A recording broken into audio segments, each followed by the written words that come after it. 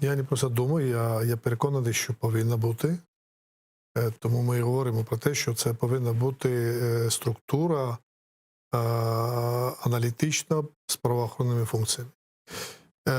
І більше того, я думаю, що я дуже коротко відповів вам на це запитання, і просто хочу додати до того, що говорили наші колеги, і пані Ольга, і пан Дмитро, з приводу повернення грошей, ну, скажімо, податкової міліції в порівнянні з іншими правоохоронними органами. Ви знаєте, це не може бути головним критерієм ефективної роботи того чи іншого органу. Незважаючи на те, що, ну, давайте так, пані Ольга там трошки помилилась, виправив пан Дмитро, сказав, що там 2 мільярда. А давайте запитаємо у бізнеса, як бізнес ставиться до податкової міліції.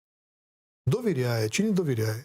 Я абсолютно щиро вам хочу сказати, я з повагою ставлюсь до сьогоднішнього керівника, до Сергія Вікторовича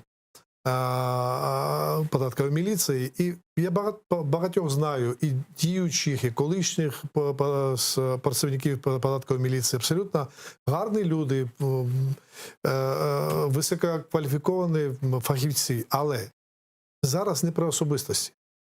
На сьогоднішній день, якщо ми запитаємо, і є це опитування, бізнес не довіряє, ну, не тільки податковій міліції, багатьом правоохоронним органам. І держава повинна думати, що критерії повернення грошей – це, ну, по-перше, не головний, тому що якщо це буде головний критерій ефективної роботи цього новоствореного органу, це буде додавати можливості гонятися за цими цифрами, як це було завжди. Один із головних критеріїв, або може, скажімо так, на додаток, так, повинна бути, а як суспільство оцінює ефективність роботи того чи іншого органу. Зараз ми говоримо про Бюро економічної безпеки. Якщо суспільство оцінює, що воно ефективно працює,